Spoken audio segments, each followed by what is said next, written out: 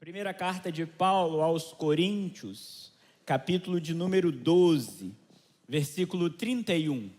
1 Coríntios, capítulo de número 12, versículo 31. Amém? Apenas este versículo. Portanto, procurai com zelo os melhores dons, e eu vos mostrarei um caminho mais excelente. Amém? Vamos orar mais uma vez. Senhor, muito obrigado pela Tua palavra lida ao nosso coração, que pela graça e misericórdia do Senhor nós possamos entender todo este contexto, todo o conteúdo da Tua santa palavra. E acima de tudo, Senhor, que saiamos daqui transformados pelo poder renovador da Tua palavra.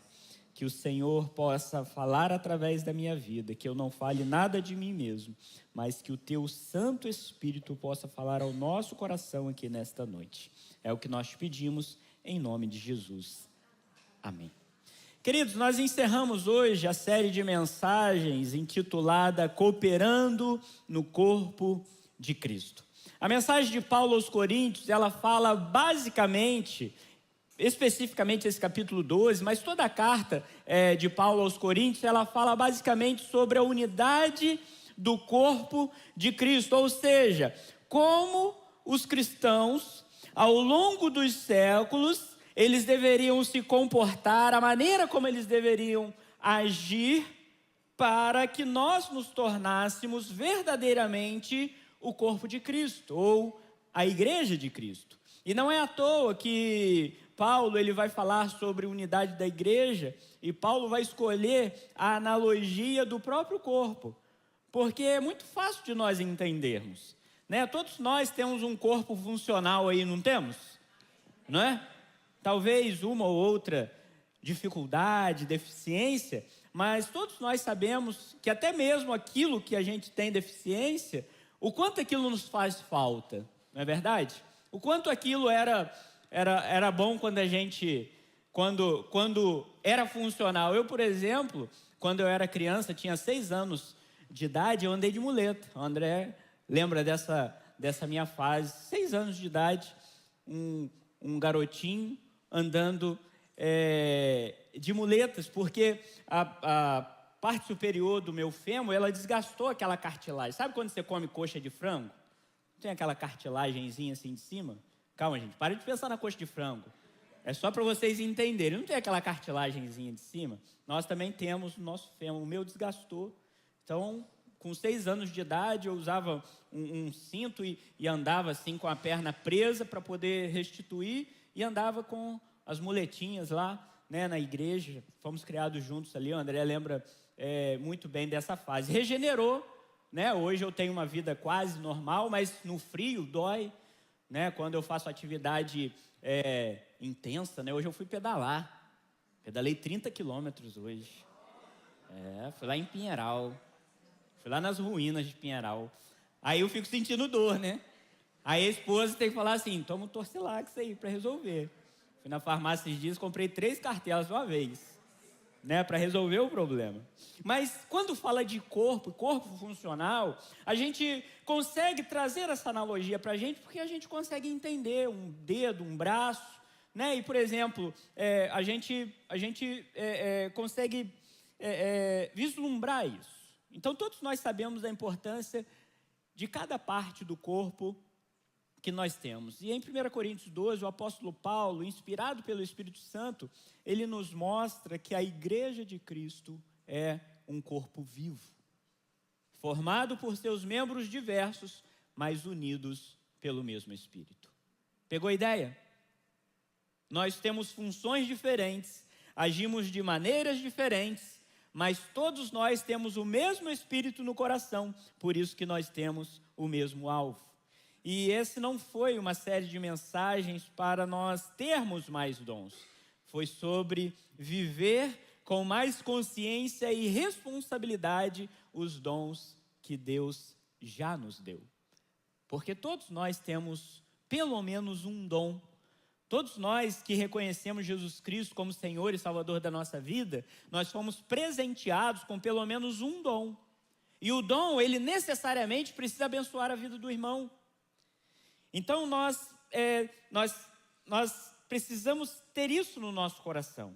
que unidos nós cumpriremos aquilo que Deus nos chamou para fazer. Nós somos unidos por este Espírito. E na primeira mensagem dessa série foi falado sobre a soberania de Deus na diversidade dos dons.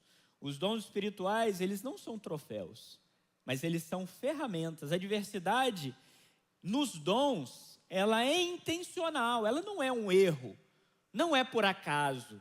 Deus, ele foi muito intencional em nos presentear com esses dons. Cada um de nós foi chamado e capacitado com o dom certo, no tempo certo, para a missão certa. Na segunda mensagem foi falado sobre os dons não serem para a nossa própria ostentação. Às vezes a gente pode ficar arrogante por causa do dom que Deus nos presenteou. Os dons não são prêmios espirituais, nem sinais de superioridade.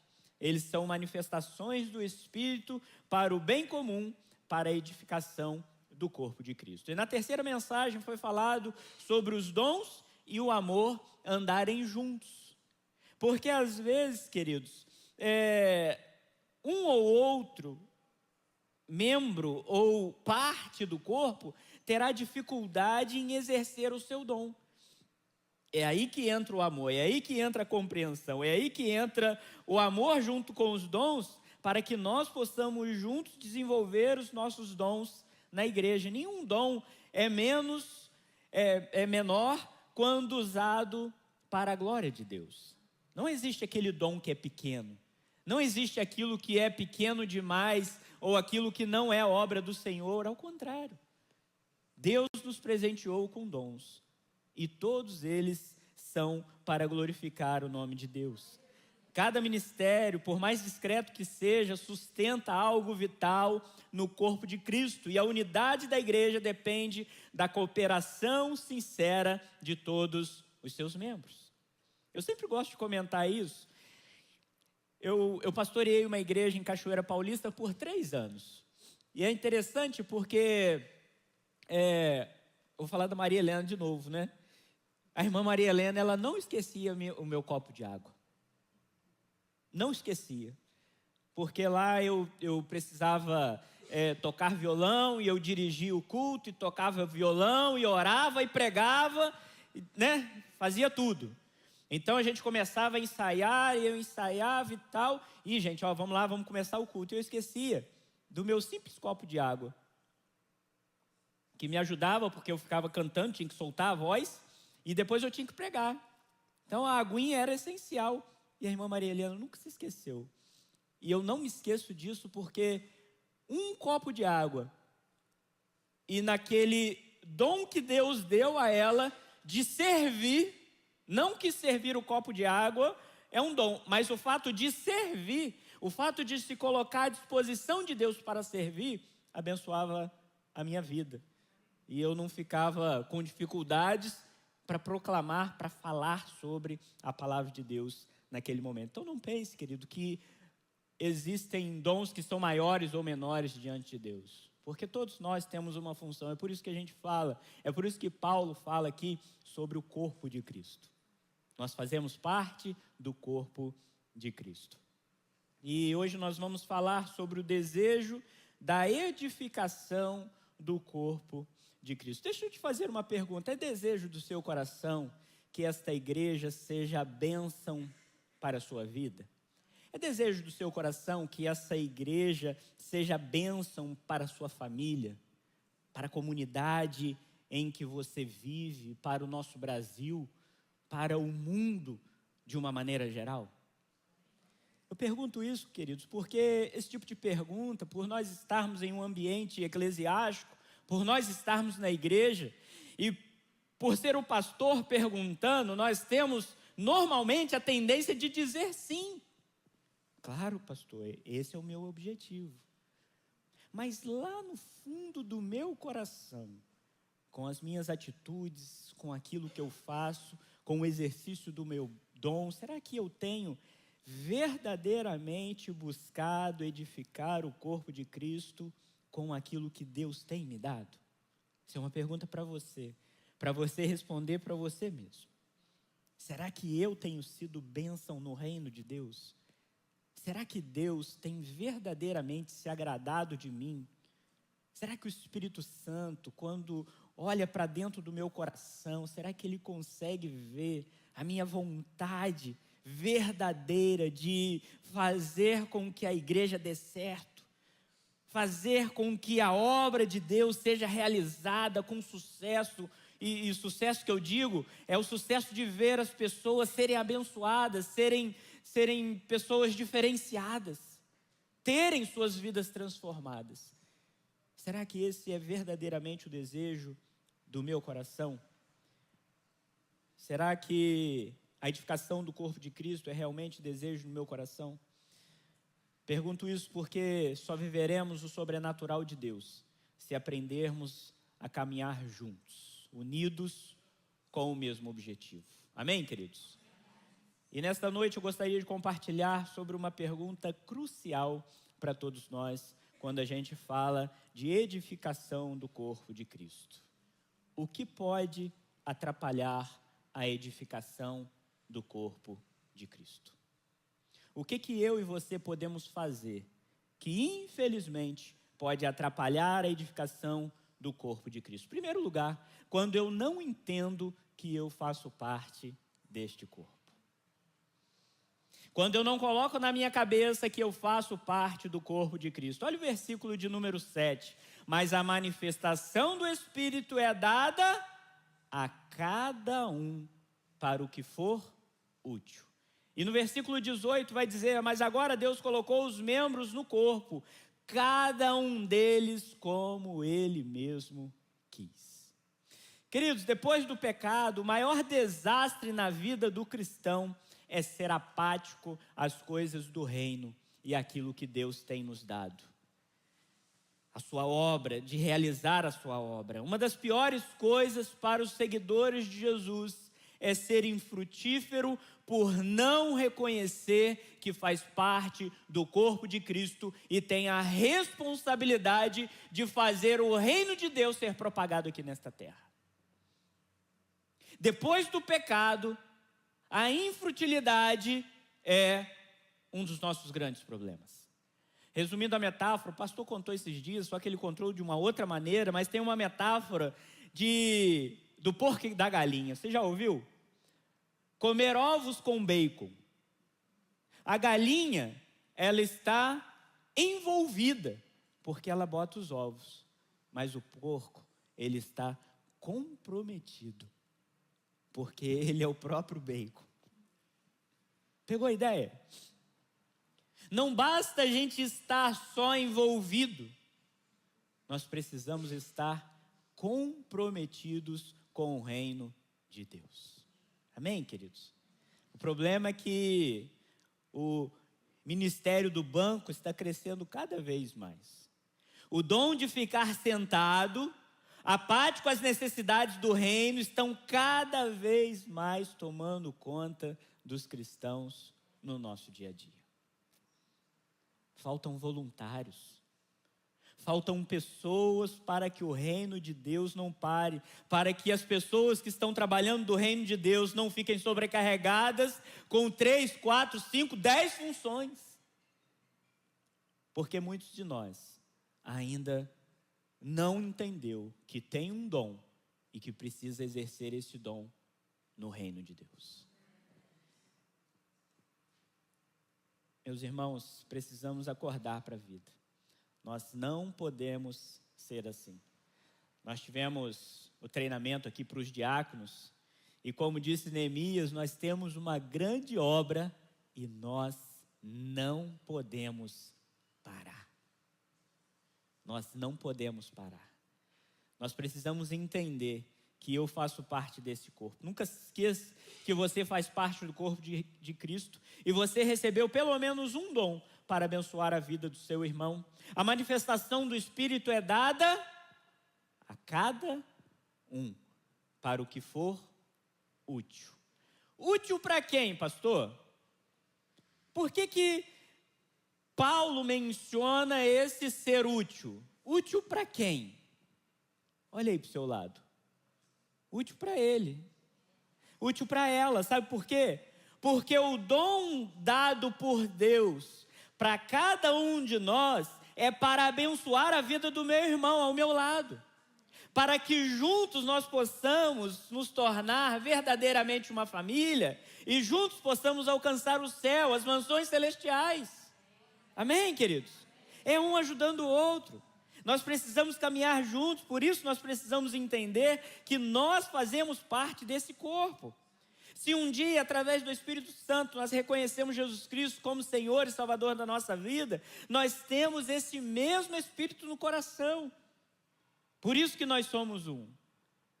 Saiba que todos nós fazemos parte do corpo e devemos estar comprometidos fielmente com o reino de Deus. Amém? Segundo lugar, o que pode atrapalhar a edificação do corpo de Cristo? É quando eu me preocupo mais com o dom do meu irmão do que com o meu próprio dom. Olha o versículo 11.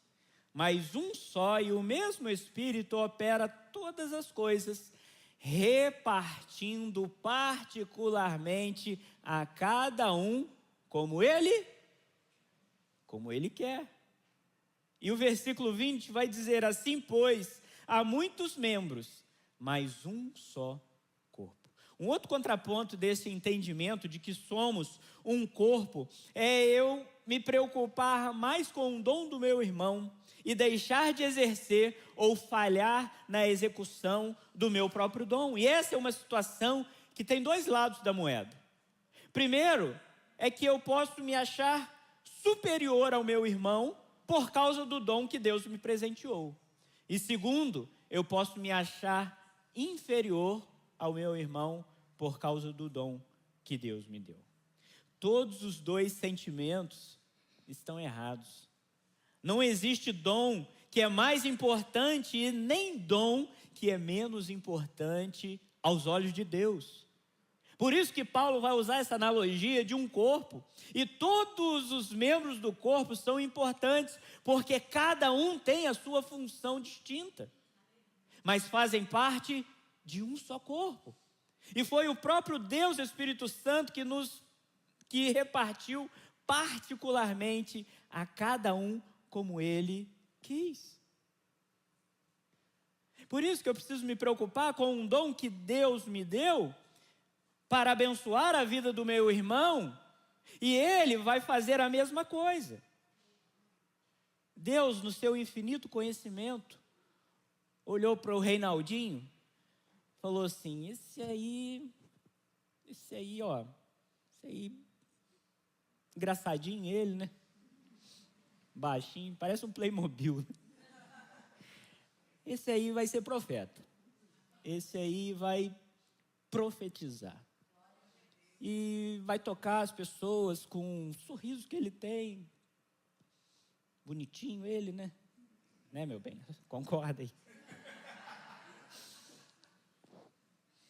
Aí Deus olhou para outra pessoa e falou assim: não, esse aqui não vai ser profeta não. Porque esse aqui é mais acanhado, não é tão bonitinho igual o Reinaldo, né? Mas esse aqui, ele vai ser mais acanhado, mas ele vai ter o dom de curar as pessoas. Ele vai ser usado por Deus para curar vidas. Enquanto o Reinaldinho prega, esse aqui vai lá nos hospitais e cura. Esse outro aqui, ele não vai proclamar, ele não vai profetizar, ele não vai pregar, ele também não vai curar.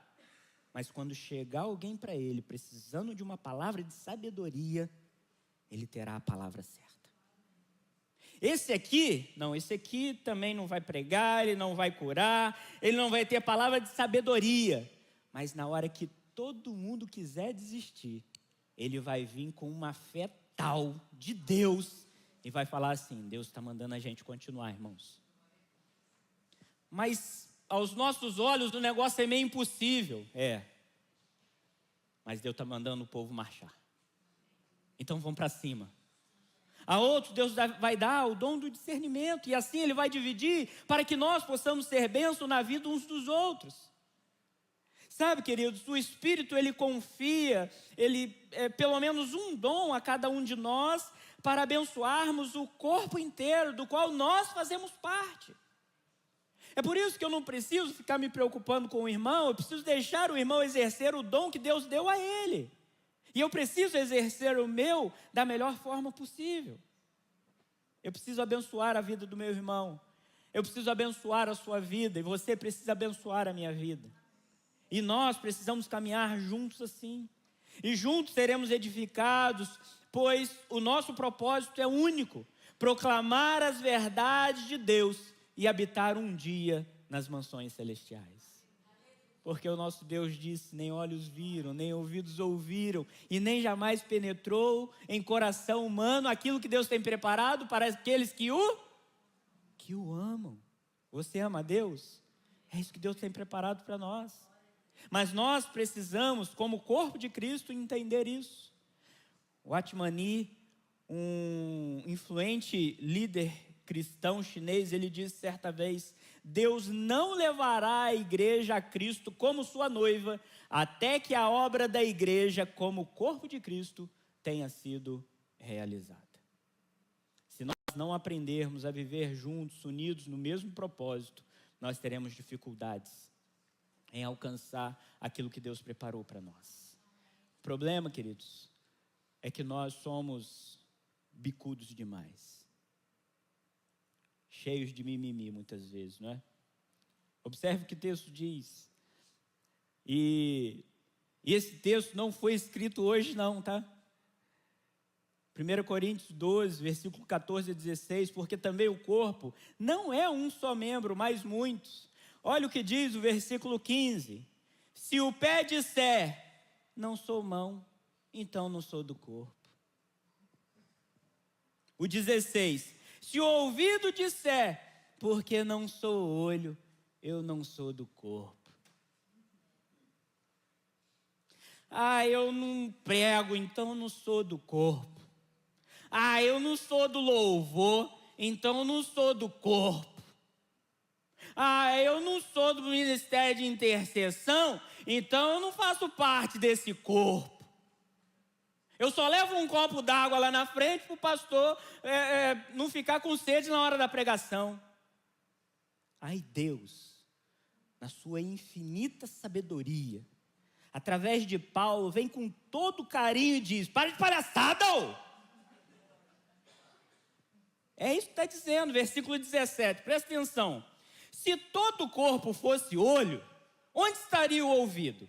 E se todo fosse ouvido, onde estaria o olfato? Para com isso! Ele continua. Mas Deus dispôs os membros, colocando cada um deles no corpo, como Ele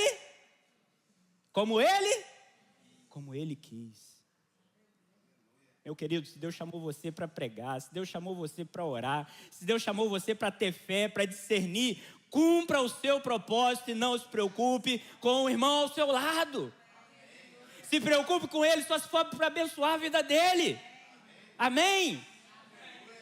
E às vezes a gente está se preocupando tanto com o irmão, a gente está ficando para trás. E a gente está deixando o nosso dom para trás, a gente não está realizando a obra de Deus. Porque a gente fica olhando para o lado. Não sou olho, não sou... Palhaçada, irmão. Bora para cima, né? Amém? Amém. Isso aí. Fica chateado comigo, não.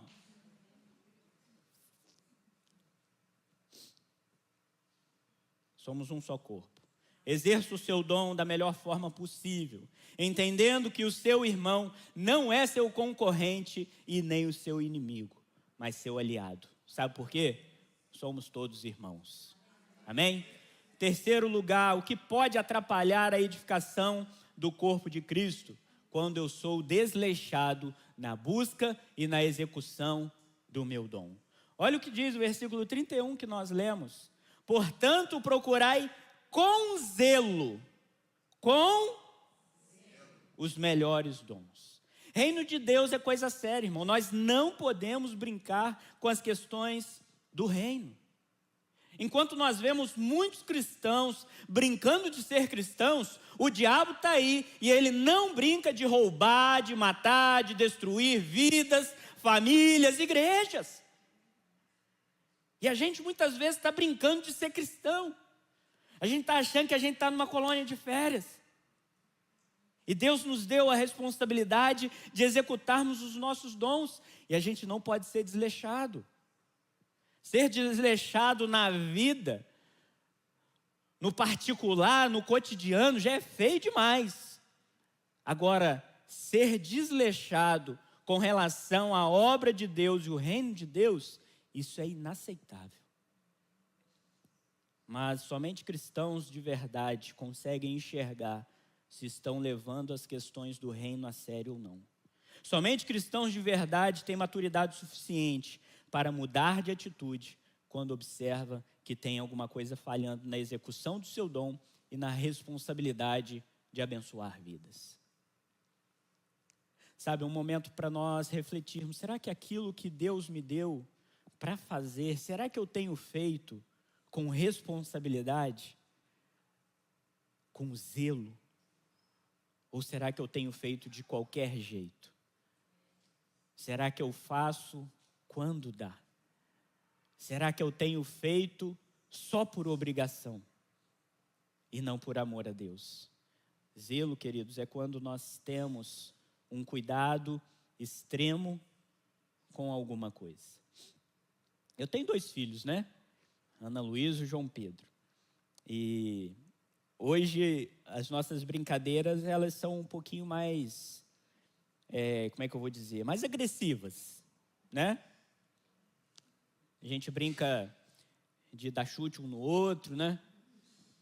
Rasteira. A gente brinca de carrinho de papelão, né? Carrinho de papelão, sai puxando. Cascudo, cosquinha. Mas quando eles eram bebês, eu precisava tratá-los com zelo. É ou não é? Porque a criança é diferente, né? Você tem que ter zelo, você tem que ter um cuidado extremo, você tem que ter uma dedicação com os mínimos detalhes. Hoje em dia, de vez em quando, a gente deixa sozinho em casa. Mas quando era bebezinho, não podia nem dormir sozinho. É ou não é verdade? Porque carecia de zelo. Queridos, obra de Deus requer zelo, cuidado extremo, dedicação extrema da nossa parte para realizarmos da melhor forma possível, porque nos foi dado por Deus e nós precisamos abençoar a vida das pessoas. Zelar pelas coisas de Deus é se dedicar intensa e exaustivamente por aquilo que Ele nos deu. É tratar as questões do reino com muito cuidado e muita dedicação. Então, não seja desleixado com as questões do reino de Deus. Pelo contrário, dedique-se intensamente, com toda a sua força, sabendo que você é parte integrante e essencial do reino de Deus. Amém? 4º e último ponto.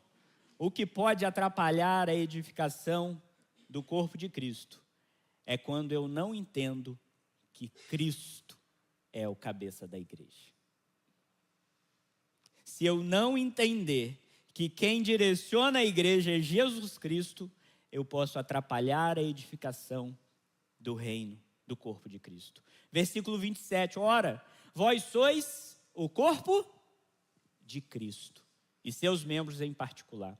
Eu já comentei isso em algumas pregações. Infelizmente, nós somos extremamente insubordinados e orgulhosos. Nós não gostamos de receber ordens, mesmo que essas ordens venham de Deus.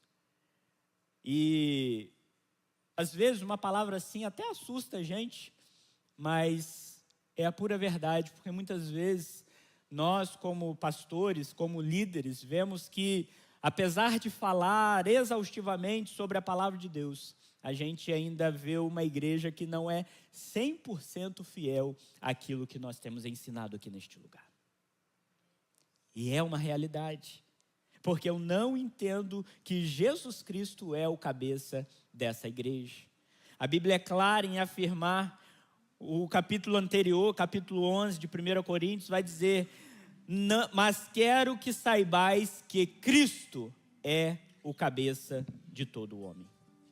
E esse versículo que nós acabamos de ler, ora, vós sois o corpo de Cristo e os seus membros em particular. Presta atenção, queridos, o corpo é de quem? De Cristo. E quem controla um corpo? Não é a cabeça? Se o corpo é de Cristo, automaticamente os membros também são de Cristo e não o contrário. Pegou a ideia? Então nós somos de Cristo. Nós podemos viver sem um dedo às vezes, né? Tem um acidente, corta o seu dedo, você consegue viver. Corta a mão, você consegue viver ainda. Um braço, um pé, uma perna. Às vezes um órgão interno, você fica sem. Mas sem a cabeça é impossível. Isso nos faz pensar porque nós não podemos viver sem colocar Jesus em primeiro lugar. E a cabeça da igreja é Jesus Cristo. Mas nós devemos olhar para este texto com alegria, com satisfação, com regozijo no coração e não com tristeza. Ora, vós sois o corpo de Cristo. Pegou a ideia? Eu e você somos o corpo de Cristo. Fazemos parte do corpo de Cristo. Não existe privilégio maior do que pertencer ao corpo de Cristo, fazer parte integrante do seu reino e exercer os dons que me foram confiados. Não existe decisão mais assertiva do que realizar com zelo a obra do Senhor. Versículo 13 do capítulo 12 de 1 Coríntios: pois todos nós fomos batizados em um Espírito, formando um corpo, quer judeus, quer gregos, quer servos, quer livres, e todos temos bebido de um Espírito. Querido, guarde uma coisa na sua cabeça: precisamos nos encher do Espírito Santo de Deus, pois assim cumpriremos todo o propósito dele para a nossa vida. A verdade é que quando deixamos o Espírito Santo atuar em nossa vida, as coisas ficam mais fáceis e mais espirituais. Falhamos menos e agradamos mais a Deus. Eu e você somos parte deste corpo e precisamos ser bênção na vida um do outro. Amém? Eu preciso ser bênção na sua vida. Você precisa ser bênção na minha vida. Porque todos nós pertencemos a um único corpo. E mais, todos nós temos o mesmo Espírito Santo habitando no coração. Por isso que nós somos um só corpo. Sabe, queridos, diante dessas verdades, nós temos duas opções: ser bênção para o reino de Deus com os meus dons e talentos, ou ser pedra de tropeço e a vergonha do Evangelho. Nós temos duas opções: deixar ou não o Espírito comandar a minha vida. Nós temos duas opções: sermos muito frutíferos na obra de Deus, ou sermos infrutíferos para o reino de Deus. Na década de 90, mais ou